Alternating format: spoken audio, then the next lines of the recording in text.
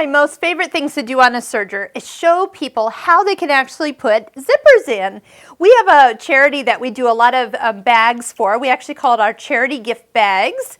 And what I'm going to do is actually make you one while showing you how you can insert a zipper using a serger. So we have the machine set up for a 4-thread overlock. This is a home deck fabric, so if you do put in the size 90 needles, because we're going to stitch through this multiple times, plus add the zipper. You want a zipper that's longer than the edge, and the longer the better. That way when you go to start, you're not starting right on top of any thick areas like the zipper pull. So I'm going to just slide this in and just kind of show you how I get started here. I'm kind of angling on. Now you'll notice right at the front part of your foot are 2 little notches. Those notches indicate where the 2 needles are. So you want to keep those needles, well, not in the zipper teeth. You want to keep them to the side. And you also have one long notch right here at the kind of the left side of the foot. And that you can keep running right down the middle of the zipper. So that's actually what I'm looking at.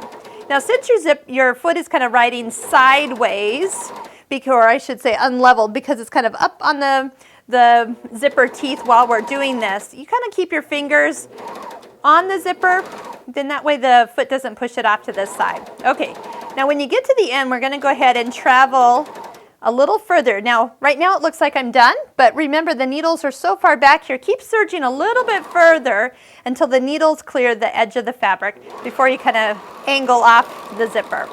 Okay, so let's show you what it looks like. So this is the front side. There's our zipper. Sometimes what I'll even do is zipper test, make sure I didn't catch any part of the teeth. Now we're going to repeat. This piece of fabric happens to be 10 by 16. So I'm going to just fold it in half, and then I'm going to add the zipper to the other end of the bag. So keep the zipper closed. We'll open it in a second, but not yet. Okay, repeat. So I'm just watching down. Again, little heavier needles, little longer stitch length if it's not wanting to feed as easy. Watch your cutting width. Make sure it's not trying to scoot or keep so much in there that it's kind of rolling or anything. Okay, 2 seams, then we zip the zipper into the middle. And then to create kind of a fun top edge to the bag, I like to just roll it down about 1 inch. And now we're going to serge across these zippers and do the 2 side seams. One here, and then we'll turn around and come one back up the side. All right, so I'm going to just lift this up to get started. But I'm going to push the 2 zipper teeth kind of together. If they separate when I cross them, that's okay. The seam will hold the bag edge together, but I try to keep them kind of close in there. And yes, you can go over those zipper teeth. You know, eventually, about every 100 bags or so, I will break a needle. Of course, we're using nylon zippers and not the metal zippers. So note to self.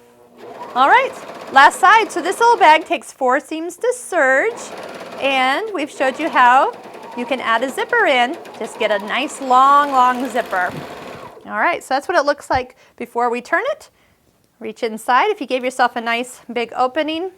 And then we fill these little bags with soaps, shampoos, toothbrushes, toothpaste. Our customers drop them off throughout the year. So if you're traveling, pick up those small travel size items at your hotel. And if you're not in our area, do one of these, or make a few bags and donate them to your local homeless shelters or church.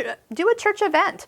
But love the home deck fabric for this because I don't have to do extra batting or extra lining because it's all done so nice, and that serged edge really keeps everything nice and tidy on the inside.